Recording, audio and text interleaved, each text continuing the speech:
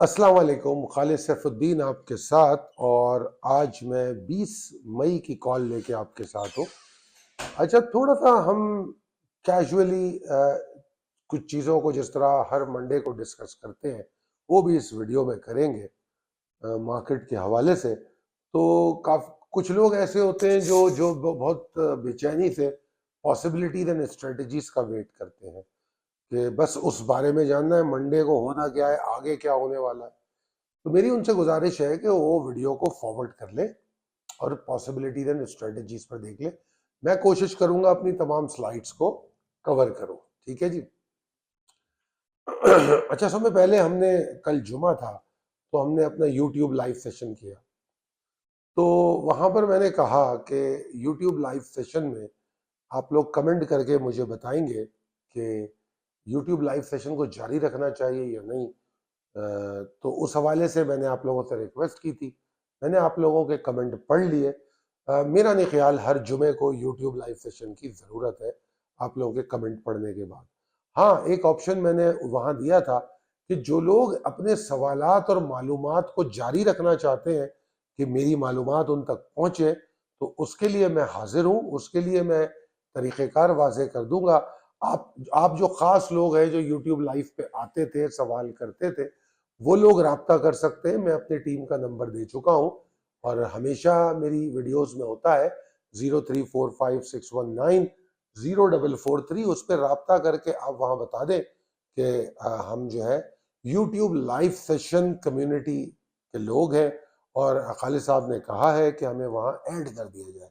तो हम YouTube live session की एक अलग कम्युनिटी बनाएंगे ताकि उनके सवालात के जवाबात जो हैं वो वीकेंड पे उनको दिए जा सके। तो उसमें मुझे भी आसानी रहेगी। इस लाइव सेशन में मेरा काफ़ी टाइम भी लगता है, तो उसमें आप लोग अपने सवाल जवाब कर सकेंगे। ठीक है जी। अच्छा जनाब, सब में पहले तो आप तमाम लोगों को बहुत बहुत मुबारकबाद कि मार्केट ने 75,000 के ऊपर क्लोजिंग दी। ये न सिर्फ ये कि मार्केट का एवर हाई है, बल्कि ये मार्केट की इससे बड़ी क्लोजिंग हमने आज तक नहीं देखी। ये भी एक रिकॉर्ड है। मतलब जब रिकॉर्ड क्लोजिंग होती है तो यकीनन स्टॉक इन्वेस्टर्स में बड़ी एक्साइटमेंट पाई जाती है, लोग बड़े एक्साइटेड हो जाते हैं। तो बात तो बड़ी एक्साइटमेंट की है, मगर वो एक्साइटमेंट वॉल्यूम की शक्ल में झलकती हुई नजर नहीं आई। एक तो हमें इस बात को समझना है। अच्छा, दूसरी, जुमे के सेशन को थोड़ा सा डिस्कस कर ले। वैसे कोई खास चीज उसमें डिस्कस करने की है नहीं। जुमे के सेशन में आपको बताया गया था कि 75,025 के ऊपर मार्केट को ट्रेड करना चाहिए। तो मार्केट बड़ी अच्छी है, तो मार्केट ने ट्रेड किया। उसके साथ ही खुली 947 का लो है जो 75,025 और 74,998, उसके ऊपर ही मार्केट ट्रेड करती रही और फिर मार्केट ने 75,193 को पूरा दिन अपना पिवट पॉइंट बनाया। उसी के ऊपर सरवाइव करने की कोशिश करते रही। गो के नमाज से पहले के हाफ में उससे नीचे थोड़ा सा आई थी, मगर वो आधे पौन घंटे का टाइम है, ज्यादातर उसके ऊपर ही रही। और उसके बाद नमाज के वक्फे के बाद, जबकि नमाज के वक्फे से पहले ही 11 सवा 11 बजे आपको मिड डे कॉल दे दी गई और उस मिड डे कॉल में आपको नमाज के बाद क्या हो रहा है, माल लेके बैठना चाहिए, बेच देना चाहिए, इन चीज़ों को हम ऑलरेडी डिस्कस कर चुके थे। तो मेरे ख्याल में नमाज के वक्फे के बाद हमें कोई सरप्राइज नहीं मिला। एक आपको टारगेट दिया गया मिड डे कॉल में 75,465 का, वो टारगेट अचीव हुआ और मार्केट फिर उसके थोड़ा सा आसपास ही समझ लें आप, 411 पॉइंट के इजाफे के साथ 75,342 पे क्लोज हो गई। ओवरऑल अगर हम देखें तो मार्केट में बड़ी जबरदस्त तेजी थी। मार्केट में अच्छी मूव बनी। मार्केट के अंदर वीकली बुनियाद पर अगर देखें तो आपको glimpse of the last week की स्लाइड में वो डिटेल मिल जाएगी कि वीकली बुनियाद पे कितनी मूव है, कितना गेन है। वो तमाम आपको ग्लिम्स की पहली स्लाइड में मिलेगी। अगर आप उस स्लाइड को देखेंगे तो आपको बड़ी डिटेल मिल जाएगी। ठीक है, तो उस पर तो क्या बात करें, टाइम को बचाते आगे चलते। बस मैं इतनी सी बात करूंगा कि glimpse of the last week में मैंने एक बात कही थी कल लास्ट मंडे की जो कॉल थी, उसमें कहा कि अगर तो मार्केट 73,000 के ऊपर ऊपर सरवाइव करेगी तो मार्केट में एक्साइटमेंट कम होने वाला नहीं है। जिस तरह जुमे को हमने कहा 75,025, इसी तरह मंडे को एक बात बता दी गई थी कि 73,000 को सरवाइव करें और 73,368 को इमीडिएट टारगेट बताया गया। और उसके बाद फिर हमने देखा इस हफ्ते में जो मार्केट की क्लोजिंग आई है, अगर आप क्लोजिंग देखें तो 75,342 की, यानी कि वहां से हम 2,300 पॉइंट ऊपर है। तो बड़ी जबरदस्त एक्साइटमेंट थी। अच्छा, बहुत सारे नुक्ते मैंने इसमें ढूंढे हैं जिसको मैं आपके साथ जरूर डिस्कस करूंगा। अब आप अगली स्लाइड को देखें। अगर आप अगली स्लाइड को देखेंगे तो उसके अंदर हमने आपको बताया है, दो चार्ट दिखाए आपको। एक तो हम फॉरेन इन्वेस्टर पोर्टफोलियो हमेशा दिखाते दाएं जानिब। इसमें बड़ी खुशाइंद बात यह है कि अगर आप पहला महीना छोड़ दें जनवरी का, फरवरी, मार्च, अप्रैल और अब मई तकरीबन आधे से जायद कुछ हो गया है, तो फरवरी, मार्च, अप्रैल 3.5 महीने से मुसलसल फॉरेन इनफ्लोज नजर आ रही है। ठीक है जी। और अगर मैं पिछले साल पे चला जाऊं 2023 पे, तो 2023 इनफ्लोज के साथ बंद हुआ है। तो अब ये तमाम चीजों को देख के एक बड़ा सवाल उठता है। वो सवाल उनके लिए जो आज भी पाकिस्तान स्टॉक एक्सचेंज में सिर्फ रो रहे हैं। ये एक कम्युनिटी है, इसको हम कह सकते हैं रोती हुई कम्युनिटी। ये हमेशा रोती रहती है। मार्केट नीचे जाए तो रोती है, ये मार्केट ऊपर जाए तो रोती है। इसमें कुछ लोग इतना ज्यादा रोते हैं और कुछ लोग एफिलिएशन होती है उनकी किसी खास पॉलिटिकल पार्टीज के साथ, तो वो पॉलिटिकल पार्टीज के साथ की एफिलिएशन को अपने कारोबार में भी जोड़ देते हैं। यानी कि अगर जरदारी साहब हुकूमत कर रहे हैं तो नवाज शरीफ और इमरान खान के जो फॉलोअर है वो ये कहने लगेंगे इकोनॉमी तो बहुत बुरी है, बहुत बुरी है। इसी तरह अगर नवाज शरीफ साहब हुकूमत कर रहे हैं तो इमरान खान और जरदारी वाले ये कहेंगे कि बुरी चल रही है। अच्छा, अब इत्तेफाक ऐसा है कि जरदारी कुछ कह नहीं सकते, नवाज शरीफ कुछ कह नहीं सकते, और सिर्फ एक रह जाती है पाकिस्तान तहरीक इंसाफ। तो काफी सारे लोग अपनी सियासी वाबस्तगी को मईशत से जोड़ के रोना चाहते हैं। रोने दे उन्हें, क्योंकि मईशत जो है ये हमारा कारोबार है। स्टॉक एक्सचेंज हमारा जब कारोबार है तो हमको उससे सियासी वाबस्तगियों से अलग होके देखना पड़ेगा, क्योंकि हमें फायदा नुकसान देखना है। सियासी वाबस्तगी हमें कोई फायदा नुकसान नहीं देती। नुकसान तो देती है, फायदा तो नहीं देती, मेरा नहीं ख्याल। या तो वो कोई बड़े अहम ओहदों पे होंगे तो वो किसी बंदर बांट में आ जाते होंगे, मगर हम जैसे लोग जो है, जो वोटर होते हैं, हमें कोई सियासी वाबस्तगी, कोई माली या जहनी सुकून नहीं देती। तो फिर क्या जरूरत है कि उस वाबस्तगी को हम अपने कारोबार में लेकर आए। खुदारा ऐसा मत कीजिए। हाँ, उनके अमल को बिल्कुल अनबायस होके उसका तज्जिया करें कि क्या मौजूदा हुकूमत का अमल ठीक है। मौजूदा, मैंने अपनी पिछली एक वीडियो में कहा कि मार्केट में या मईशत में कोई तेजी नहीं हो रही, कोई बेहतरी नहीं हो रही। भाई बड़ी छोटी सी मिसाल है, आप टैक्स लगा रहे हो, दबा के टैक्स लगा रहे हो, खर्चे कम करने को आप तैयार नहीं हो, खर्चे नहीं कम करोगे आप। किसी सियासतदान का या जो भी ब्यूरोक्रेट है, जजेस हैं या जर्नल्स हैं, इनके प्रोटोकॉल में एक पैसे की कमी नहीं हो रही। चाहे मुल्क डूबे, बर्बाद हो, श्रीलंका बने, बांग्लादेश बने, कोई सा भी नाइजीरिया बन जाए, इनके प्रोटोकॉल में कोई तब्दीली नहीं आएगी। दूसरी तरफ वो बार बार ये कहता है कि अपने खर्चे कम करो। अब अगर खर्चे कम करो तो वो हमारी अखराजात इंफ्रास्ट्रक्चर पे रोक देता है। इंफ्रास्ट्रक्चर पे अखराजात अगर रुक जाते हैं, नुकसान हमें होता है। अगर आप वो खर्चे कम कर दें तो भाई वही पैसा इंफ्रास्ट्रक्चर पे लग सकता है। तो बशमूल कोई सा भी सियासतदान हो या मार्शल लॉ हो या कोई सी भी हुकूमत हो, निगरान हुकूमत हो, आर्मी बैक्ड हुकूमत हो, कैसी भी हुकूमत हो, सबने इस पर कंप्रोमाइज नहीं किया।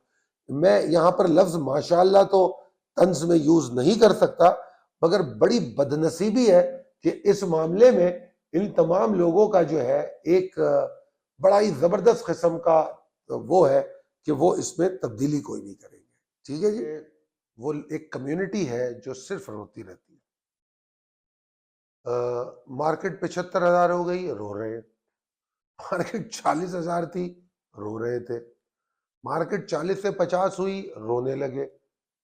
कि यार ये तो नीचे गिर जाएगी। अब 50 से 60 हुई, और बुरी तरह रो रहे थे, हमारे स्टॉक बढ़े नहीं और मार्केट गिर जाएगी, हमें तो कोई फायदा ही नहीं हुआ। 60 से 70 हो गई, 70 से 75 हो गई, उनका रोना नहीं खत्म हुआ। मेरा जितना तजुर्बा है, इसलिए मैंने इसको एक कम्युनिटी का नाम दिया, क्योंकि ऐसे बहुत लोग हैं। ये वो लोग हैं जिन्होंने अपना माल बेचना नहीं सीखा, ये वो लोग हैं जिन्होंने ट्रेंड के साथ चलना नहीं सीखा, ये वो लोग हैं जिन्होंने रियलिटी को एक्सेप्ट करना नहीं सीखा। जो थोड़ी देर पहले मैंने अनबायस होने की बात की थी, एक सियासी एफिलिएशंस को या अपनी इस तरह की जो चीजें होती हैं उसको एक तरफ रख के मईशत के इंडिकेटर या मुल्की मईशत के मामलात को देखिए। इसमें कोई दो राय नहीं है कि इंफ्रास्ट्रक्चर डेवलपमेंट ऐसी कोई शुरू नहीं हुई, ऐसे ही नहीं है। मगर कुछ अच्छी बातों पे तो हम फोकस कर सकते हैं ना। जैसे डॉलर कहीं रुका तो आज से कुछ देर कुछ अरसा पहले की बात कर ले, डॉलर तो रुकता ही नहीं था, रोजाना 10 रुपए ऊपर 20 रुपए ऊपर जाता था, 320 340 तक चला गया। तो डॉलर रुका, नीचे आया 280 पे आके अब थम गया है। बेशक मतलब मैंने एक अपनी वीडियो में ये कहा था कि अगर डॉलर में बहुत तीर मार लिया तो 260 तक ला सकते हैं, इससे नीचे तो डॉलर जा भी नहीं सकता। तो बहरहाल 280 पे अगर डॉलर आके रुका तो इसको हम कोई तरक्की तो नहीं कह सकते, बहुत जबरदस्त तेजी तो नहीं कह सकते, मगर ये तो जरूर कह सकते हैं ना कि हम अपनी मंदी को या मईशत के मसाइल को किसी हद तक कम करने में कामयाब हुए। ग्रोथ को नहीं बढ़ा रहे हम अपनी, मगर जो डिक्लाइन था उसको तो रोकने में कामयाब हुए। फिर डिस्काउंट रेट बहुत बढ़ गया, उससे और बिजनेस एक्टिविटीज रुक गई, ठीक है, वो सब मसले थे। अब इतने अरसे में कारोबारी हजरात ने और बहुत सी कॉरपोरेशंस ने उस डिस्काउंट रेट को, ये जो स्टेट बैंक का जो रेट है, उसको एब्जॉर्ब किया। क्या ये बात समझ में आई कि ऐसी कोई चीज होती है? जैसे एक मिसाल देता हूं कि अगर मैं अपने वालिद और वालदा की गुफ्तगू सुनूं तो वो दूध, दही, गोल्ड, आटा, चावल, इसके जो रेट बताते हैं तो वो तो मुझे यकीन नहीं आता, और मैंने जो रेट देखे वो मेरे बच्चों को यकीन नहीं आएगा। मैंने गाड़ी की टैंक जो है कितने में फुल कराई है जब मैंने गाड़ी चलाना शुरू की, अगर वो मैं इनको बताऊं तो ये लोग हंसने लगते हैं। तो ये तो वक्त के साथ साथ है, मगर हम इसको एब्जॉर्ब कर चुके हैं। हमको पता है कि गाड़ी की टैंक कितने में भरती है, ठीक है जी। तो अगर उससे हम एकदम जबरदस्त जंप लेते हैं और फिर नीचे आते हैं, तो यार इस जंप लेके हम बजाय ऊपर जाने के अगर रुके हैं तो मईशत इसको मुस्बत तौर पे देखेगी या नहीं देखेगी? आखिरकार कुछ इन्फ्लेशन में कमी आना शुरू हुई, आपके सामने है। जो रोजमर्रा की अशिया और खाने की चीजें, उसमें कुछ रेट नीचे आए और बाकी और भी नीचे आ सकते थे, अगर बदनसीबी यह है कि गवर्नेंस इस मुल्क में पाई नहीं जाती, तो अगर वो मॉनिटरिंग निजाम बेहतर हो तो वो भी नीचे आ सकती थी। बहरहाल मैं तो उस रोती हुई कम्युनिटी को फोकस करके ये स्लाइड बनाई है, क्योंकि मैं जब यूट्यूब लाइव करता हूं या कमेंट्स पढ़ता हूं तो उसमें इस तरह के कमेंट्स बड़े आते हैं, तो ये मैंने उस कमेंट्स के हवाले से ये स्लाइड बनाई। अब मैंने आपको सिर्फ आपको 19 फरवरी से 17 मई तक की पोजीशन बता रहा हूं, यानी कि 13 हफ्ते 60 सेशन 15,470 पॉइंट बढ़े। 13 हफ्ते 60 सेशन और 15,470 पॉइंट बने, जो कि तकरीबन 25.83% बनता है। इतना मार्केट बढ़ी है। अब जाओ जाके देख लो इस 3 महीने में क्या क्या चीजें गिरना रुकी है। मैं बेहतरी कहूंगा तो फिर आपको बुरा लग जाएगा, बेहतरी कहा भी नहीं जा सकता, ग्रोथ कोई नहीं हुई, ठीक है जी, मगर गिरावट रुक गई। जो आप खुद ही बता दें, रोजाना सुबह से शाम तक ये न्यूज एंकर श्रीलंका बन जाएगा, शब्बर जैदी हर तरफ शोर करते हुए नजर आते थे।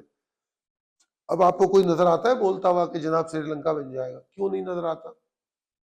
तो ये तमाम चीजें ऐसी हैं जिनको अगर आप मुस्बत तरीके से सोचे तो एटलीस्ट मार्केट में या मईशत में जो अबतरी थी, बदतरी थी, उसमें कमी आई। कॉरपोरेशन ने जो अर्निंग्स दी उसको कोई नोटिस नहीं कर रहा।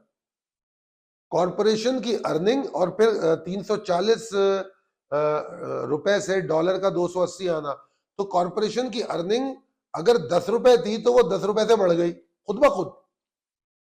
ये बात समझ आती है?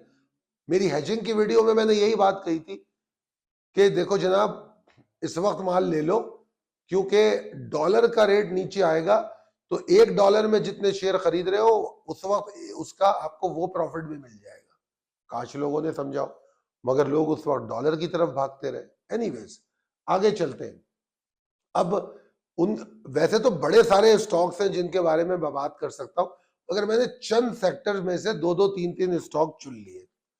चंद सेक्टर्स में से जो स्टॉक चुने, ये वो स्टॉक है जो आमतौर पे हम अपने सिलेक्टिव स्टॉक में या अपनी जो पोर्टफोलियो होता है उसमें हम इसको रिकमेंड करते हैं।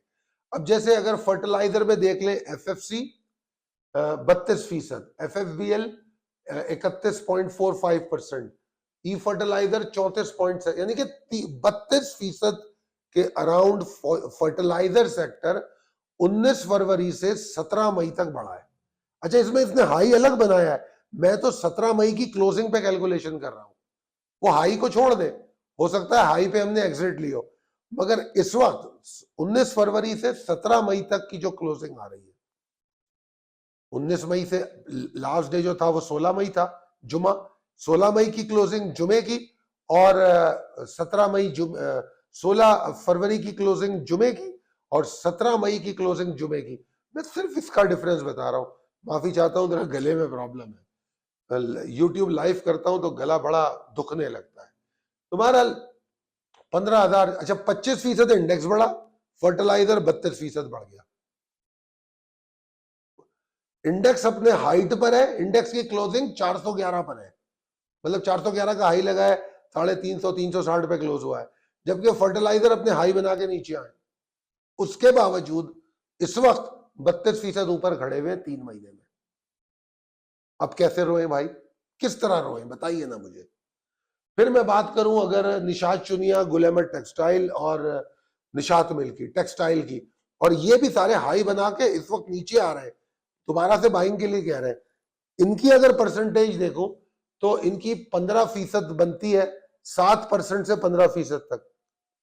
ये अपना हाई बना चुके हैं, मैं हाई की परसेंटेज नहीं बता रहा, ये अब आपको बाइंग का मशवरा दे रहे हैं, क्योंकि इनका बाइंग टाइम आ रहा है। ये वो स्टॉक है, ये वो सेक्टर है जो अगर अभी बाय किए जाए तो आपको बहुत अच्छा गेन देंगे। ठीक है, फिर अगर मैं बात कर लूं सीमेंट सेक्टर की, जिसको अभी आगे और परफॉर्म करना है, तो सीमेंट सेक्टर, ये जो मैं 3 महीने की बात कर रहा हूं, इस 3 महीने में 32% से 51% परफॉर्म कर चुका है।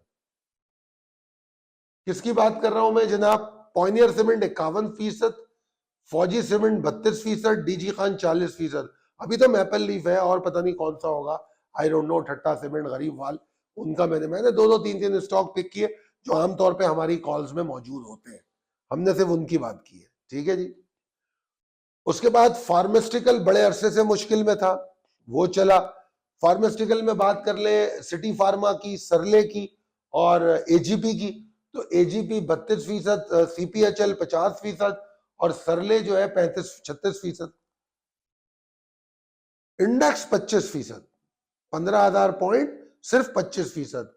फार्मा 32 से 50%। रो सकते हैं क्या?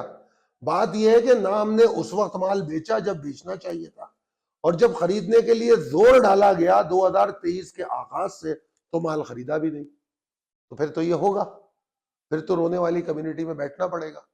फिर आगे चले इंजीनियरिंग सेक्टर की, स्टील सेक्टर की, आईएसएल 26%, आईएनआईएल 44%, मुगल 30%, हपको 26%, एनसीपीएल 19%, कैपको 13%।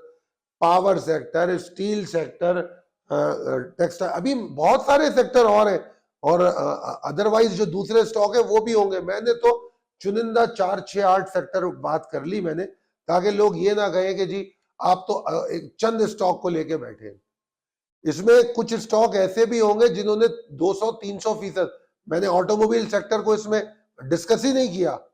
मैं साजगार को डिस्कस करूं, मैं गैल को डिस्कस करूं, मैंने उसको डिस्कस ही नहीं किया, क्योंकि चलो वो तो एक एबनॉर्मल मूव्स है, क्यों बात करें उनकी। हम बात करते हैं जो प्रॉपर हमारे वो सेक्टर्स है। अभी ऑयल सेक्टर भी इसमें डिस्कस नहीं हुआ, बहुत सारे नहीं भी हुए, जाहिर बात है इतने सारे सेक्टर्स पे मैं बात कर भी नहीं सकता। अच्छा जनाब, ये तो थी उनकी बात। अब आ जाते हैं प्रिसाइज लेवल टेबल पे। प्रिसाइज लेवल टेबल अपडेटेड है। इसमें जो लेवल येलो फॉन्ट में होते हैं वो आमतौर पे वो लेवल होते हैं जो थोड़े स्ट्रॉन्गर होते हैं, और जो दूसरे होते हैं वो भी स्ट्रॉन्गर होते हैं मगर निस्बतन उससे कम स्ट्रॉन्ग होते हैं। फिर उसके बाद जो हमारी पॉसिबिलिटीज एंड स्ट्रेटजीज एज पर टेक्निकल चार्ट वाली स्लाइड होती है, उस पे जो हम गुफ्तगू करते हैं वो दरअसल ट्रिगर्स होते हैं और वो मेजर तरीन लेवल होते हैं। उसमें टारगेट भी होते हैं, उसमें स्टॉप लॉस भी होते हैं। अगर स्टॉप लॉस है तो वो मेजर सपोर्ट है, ट्रिगर है तो वो मेजर रेजिस्टेंस है, टारगेट है तो वो मेजर रेजिस्टेंस है। तो ट्रिगर पे और टारगेट पे पॉसिबिलिटी ऑफ एग्जॉर्शन हो सकती है, सपोर्ट तो सपोर्ट है, पॉसिबिलिटी ऑफ सपोर्ट हो सकती है, और सपोर्ट टूट जाए तो प्रेशर के दुगना होने का गुमान होता है। ये तमाम चीजें आपको समझनी चाहिए। अब अगर मैं देखूं तो बहरहाल माशाल्लाह हाईएस्ट एवर क्लोजिंग है, और जिस तरह मैंने कहा कि मार्केट को अगर मैं रीसेंट लो से हिसाब लगाऊं, रीसेंट लो से, तो मार्केट 70,562, ये 3 हफ्तों की बात हो रही है सिर्फ। अगर मैं पिछले 3 हफ्तों की बात करूं तो 70,562 का लो लगाया और 75,411 का हाई लगा दिया। ये बनते हैं 4,840 पॉइंट, 4,839, विच इज 6.85%। कुछ ज्यादा तो नहीं है, 7.5% पे तो स्टॉक आपका लॉक करता है। कितने स्टॉक हैं जो 3 हफ्ते में आपने 2-2, 3-3, 4-4 लॉक होते देखे? तो 7.5 4 दफा कर लें तो 28% कितना बन जाता है? 30% बन जाता है। मार्केट तो सिर्फ 6.5% गई है। रोना खत्म नहीं हुआ लोगों का, कंपैरिजन नहीं किया। अरे पॉइंट्स में क्यों काउंट करते हो यार? 75,000 की मार्केट है, परसेंटेज में बात करो। 3 हफ्तों में 6.85% मार्केट ऊपर गई है, दैट्स ऑल। ऐसी कौन सी बड़ी बात हो गई? कुछ भी नहीं सर, ये कैजुअल डिस्कशन है, तो मेरा मतलब किसी को पॉइंट करना नहीं है।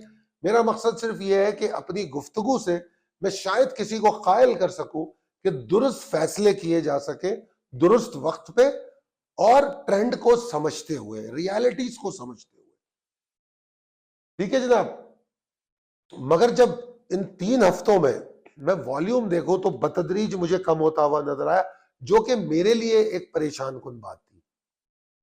और मैंने ये कहा भी अपनी डेली कॉल्स में कि यार इंडेक्स 75,000 को छूने के लिए तड़प रहा है, 74,000 के टेस्ट कर लिया, 74 के ऊपर क्लोज हो गया, वॉल्यूम नहीं बन रहे, क्या वजह है? मैंने इस पर बात की है, अपनी कई वीडियोस में बात की है। अगर आप पिछली 6-8 वीडियोस उठा के देख लें तो बार बार पॉइंट कर रहा हूं मैं कि वॉल्यूम कम क्यों हो रहा है। अच्छा, वॉल्यूम कम क्यों होता है? आपने एक मसला सुना होगा, एक्रोफोबिया, मतलब हाइट से लोगों को डर लगता है। अगर वो ऊपर से नीचे देखे तो उन्हें डर लगता है।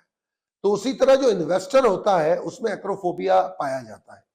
जब मार्केट बहुत ऊपर चली जाती है तो डरने लगता है, और उस खौफ में वो माल नहीं खरीदता। और ये एक्रोफोबिया 75,000 पे नहीं हुआ, ये तो मैं यकीन से कह सकता हूं कि जब मार्केट 40,000 से चलना शुरू हुई तो 50,000 और 55,000 पे हो गया होगा, 45,000 पे भी शुरू हो गया होगा। अरे बहुत ऊपर आ गई, बहुत ऊपर आ गई, अब तो गिरेगी, अब तो गिरेगी।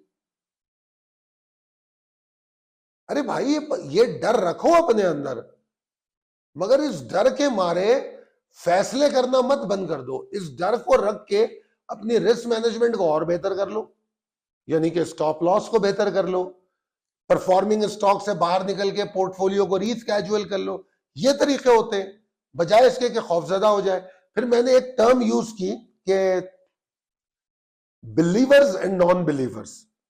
अब ये जो एक्रोफोबिया वाले लोग होते हैं, ये होते हैं नॉन बिलीवर्स। वो हाइट पे बिलीव नहीं करते, वो डर रहे होते हैं। डरते डरते डरते डरते क्या होता है, मार्केट 40,000 से 60,000 पे आ गई, उन्होंने माल ही नहीं खरीदा।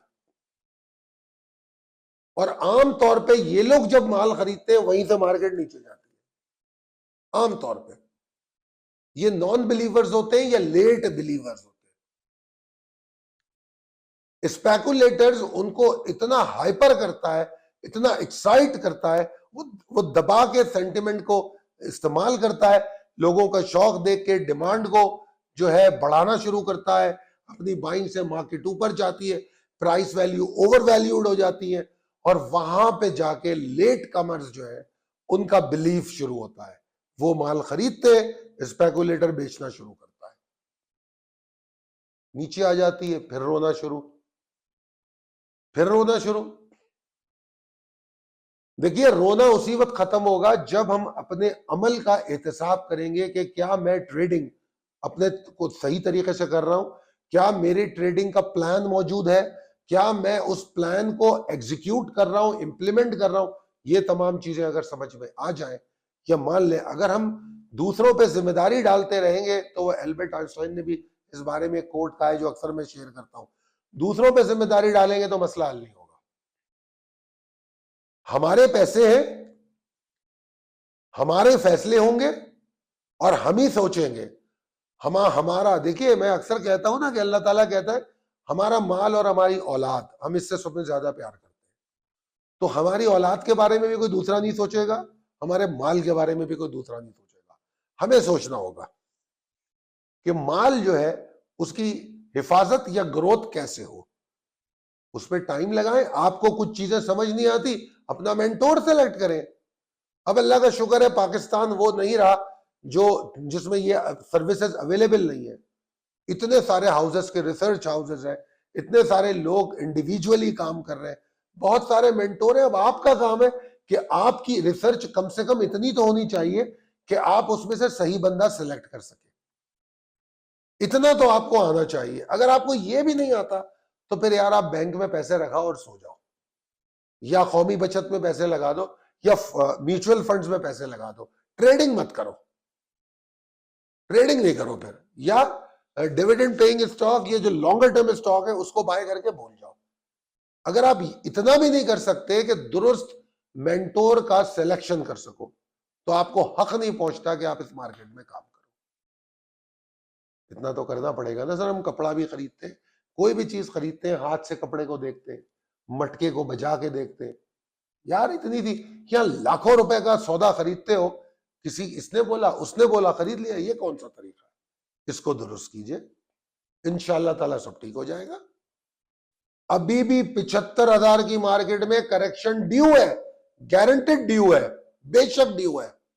उसके बावजूद भी कई स्टॉक ऐसे हैं जिनकी मैं आज बाइंग कॉल दूंगा और आने वाले दिनों में भी दूंगा।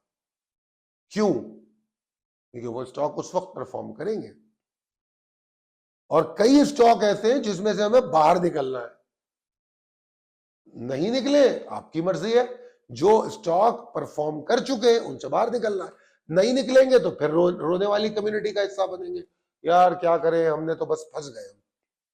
याद रखना, हैश कॉल 400 रुपए का भी था।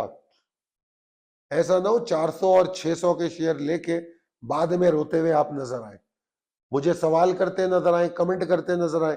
मुझसे कल यूट्यूब पे लोगों ने पूछा, कोई हैश कॉल पूछ रहा है, कोई हम नेटवर्क पूछ रहा है, कोई WTL पूछ रहा है। मैंने कहा मैं अपने वक्त का जिया समझता हूँ इस मीडियम पे बात करूं, इस अपने यूट्यूब सेशन में, कि मैं आपसे बात करूं कि हम नेटवर्क क्या करेगा। वो कह रहे हैं हम नेटवर्क कैसा है? मैंने कहा उसके ड्रामे तो बड़े अच्छे हैं, बस वो देखें। जरा सोचे यार, हैश कॉल एक खबर कहीं से उड़ाता है, उसमें एक वेव बनती है, बहुत सारे लोग फंस जाते हैं, वो खबर खत्म हो जाती है, खबर की कोई कहानी नहीं। और खबर ऐसी आती है, यार पता लगा है हैश कॉल में इन्वेस्टमेंट आ रही है, हैश कॉल वो खरीद रहा है, फलाना ग्रुप हैश कॉल में इंटरेस्ट ले रहा है। वो फलाना ग्रुप कौन पागल है जो हैश कॉल में इंटरेस्ट ले रहा है? और भी बड़ी कंपनियां होंगी, और अगर हैश कॉल में इंटरेस्ट लेगा तो क्या वो तमाम नुकसानात अपने सर ले लेगा PIA की तरह? कौन पागल है?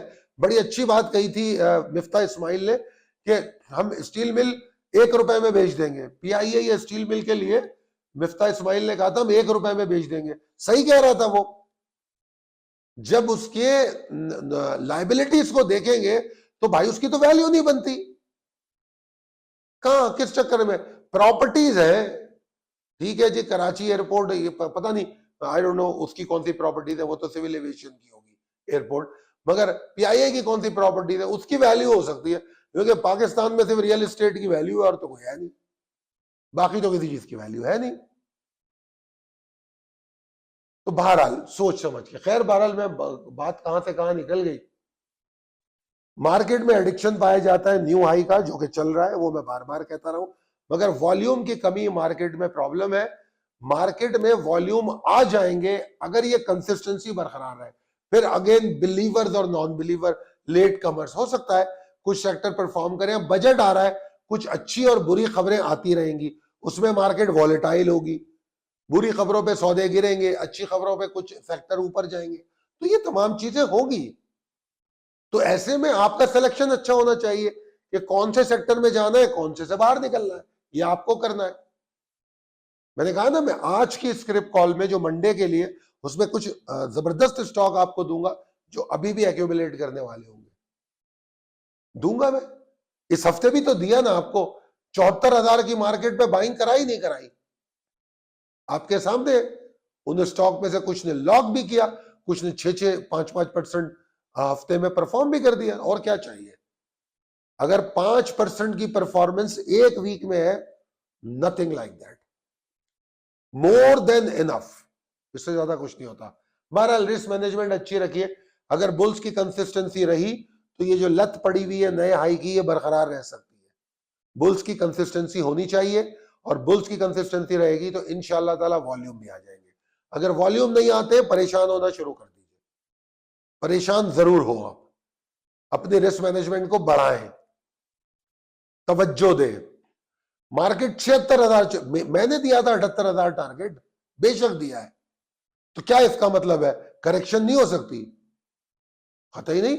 मैं आपको आज की कॉल में भी स्टॉप लॉस दूंगा, मैं कह रहा हूं 75,000 के नीचे मार्केट लिमिटेड एग्जॉर्शन करेगी, मैं तो कह रहा हूं। और अगर फर्ज कीजिए उसके बाद के लेवल की अगर मैं बात करूं तो 74,660, अगर मार्केट 74,660 के नीचे ट्रेड करना शुरू कर दे तो मार्केट में प्रॉब्लम पैदा हो जाएगी। 75,000 के नीचे तो प्रॉब्लम हो ही रही है, 74,660 के नीचे मार्केट एग्जॉस्ट करेगी, फिर उसके बाद हर स्ट्रॉन्ग सपोर्ट को तोड़ के एग्रेशन बढ़ेगी। ये मंदी नहीं है, ये करेक्शन होगी। मार्केट में कोई मंदी नहीं है अभी, मार्केट में कोई मंदी ही नहीं है, करेक्शन है मार्केट में। और करेक्शन जो है हमारे लिए, ये मंदी का दर्जा इसलिए रखेगी कि हम माल बेच के दूसरा माल खरीदेंगे, अपने पोर्टफोलियो को रीस्केड्यूल करेंगे, स्विच करेंगे, ठीक है जी। तो आने वाले दिन में, सॉरी मैं माफी चाहता हूं, मेरा गला बहुत खराब है, 75,000 के नीचे मार्केट रुके नहीं, शार्प लो बनता है, कोई मसला नहीं है, क्योंकि 75,000 की मार्केट है तो 300-400 पॉइंट अगर ऐसे ऐसे चलती है ना, ये कोई चीज ही नहीं है परसेंटेज में, ये तो मार्केट की मूव होती है। कुछ स्टॉक ऐसे होते हैं जो 600-700 के होते, तो उसमें बायर और सेलर में कई दफा 1.5-2 रुपए का फर्क होता है, स्प्रेड उनका बड़ा हो जाता है। तो 75,000 की मार्केट का भी स्प्रेड बड़ा है, तो इतनी वॉलेटिलिटी बैंड उसका इतना बड़ा है कि 300-400-200 पॉइंट कोई चीज नहीं है, समझिए इस बात को, ठीक है जी। आगे चलते हैं। मैंने ये कहा कि 75,000 के नीचे वॉल्यूम जनरेट ना करे, सेलिंग ना आए, सस्टेन ना करे। अगर सस्टेन करती है तो लिमिटेड गिरावट होगी, और अगर 74,660 को तोड़ दिया तो फिर वापस 75,000 की तरफ आने में दिक्कत होगी, फिर शायद कि वो करेक्शन का सोचे, और उसके बाद फिर अगले दिन नई सपोर्ट्स मिलेंगी जिसके बारे में बताया जाएगा। फॉलो कीजिएगा, डेली कॉल को पढ़िए, देखिए, उसमें रोजाना आपको बता दिया जाता है। मतलब कोई आदमी ये कह नहीं सकता कि 5,000 पॉइंट नीचे आ गई मार्केट, मुझे पता नहीं लगा। अगर आप मेरी डेली कॉल देखते हैं तो मैक्सिमम 300 पॉइंट, 200 पॉइंट आप नुकसान कर सकते हैं, इससे ज्यादा नहीं कर सकते। और अगर आप मिड डे कॉल आती है तो आपका नुकसान उससे भी कम है। मिड डे कॉल में दौराने सेशन भी बता दिया जाता है कि अब क्या हो सकता है और क्या चाहिए आपको, उसमें ट्रेलिंग स्टॉप लॉस भी बता दिया जाता है। इसी तरह पूरा दिन मैं आपके साथ होता हूं, सुबह 9:30 बजे से 3:30 बजे तक, कि अब हमें कौन सा स्टॉक, कई दफा दौरान सेशन बताता हूं ये स्टॉक ले लो, इससे बाहर निकल जाओ, इसमें तेजी हो रही, कई दफा नए स्टॉक रिकमेंड कर देता हूं जो स्क्रिप्ट कॉल में नहीं भेजे। तो ये तमाम चीजें होती रहती है। तो आप अगर विजिलेंट है, एक्टिव है, you are good, you are good. बता दिया मैंने आपको, साबित कर दिया। 25% की मार्केट मूव हो रही है तो 32 से 50% स्टॉक मूव हुए। कितने अरसे में? 3 महीने में। ठीक है जी। बहरहाल, तो पहले भी 78,000 का मैं टारगेट दे चुका हूं। अभी भी मैं बोलूं तो आपको ऐसा ना हो आप इसको ग्रांटेड ले लें। अभी तो मार्केट का पोटेंशियल 78,000 से ज्यादा हो गया। 80,000 तो आसानी लगती है, मगर बहरहाल उसकी बात करना कबल वक्त है। जब रोज कॉल आती है तो रोजाना बात करेंगे, रियलिटीज पर बात करेंगे, ग्राउंड रियलिटीज पर बात करेंगे। इस वक्त मार्केट का जो वॉल्यूम है वो 76,400 से, सॉरी वॉल्यूम कह रहा हूं, जो अगर मार्केट 75,000 आपके पास लेवल मौजूद है, अगर मार्केट 75,412 के ऊपर ट्रेड करती है, 75,412, तो मार्केट का जो पोटेंशियल है वो 76,400 और 76,715 वहां तक जाने का पोटेंशियल मार्केट में पैदा हो जाएगा। ठीक है, बट प्रोवाइडेड बुल्स की कंसिस्टेंसी रहे, 75,412 के ऊपर रहे और साथ में वॉल्यूम उसको साथ जुड़ जाए। ये तमाम चीजें मौजूद होनी चाहिए।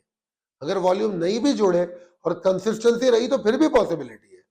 जिस तरह यहां तक आ गए, वॉल्यूम कम होते रहे, 75,000 के ऊपर क्लोज हो गए, मगर अब मुझे ऐसा लगता नहीं है कि वॉल्यूम कम रह पाएंगे, वॉल्यूम बढ़ेंगे। अगर मार्केट को ऊपर जाना है तो वॉल्यूम बढ़ेंगे। तो जनाब, ये टोटल कॉल थी आज की। 75,412 is the trigger to perform more for targeting further levels, और 75,000 के नीचे ट्रेड करे तो लिमिटेड एग्जॉस्शन, और 74,660 के नीचे ट्रेड करे तो एग्जॉस्शन और बढ़ेगी। उम्मीद करता हूं कि ये मेरी जो कॉल है ये आपके काम आएगी, और अगर आपके ये काम आती है और आपको लगता है कि मेरी कॉल आपकी ट्रेडिंग में आपके लिए मददगार होती है, तो मेरा मशवरा आपको ये है कि अपने दोस्तों में और अहबाब में इसको जरूर शेयर कीजिए, ताकि वो लोग भी मुस्तफीद हो सके और उन्हें पता चले कि हम किस तरह अपने क्लाइंट्स और मेंबर्स को सपोर्ट करते हैं। बहुत शुक्रिया। अल्लाह ताला आपको सेहतमंद रखे। इंशाअल्लाह ताला फिर अगली वीडियो में बात होगी। अल्लाह हाफिज।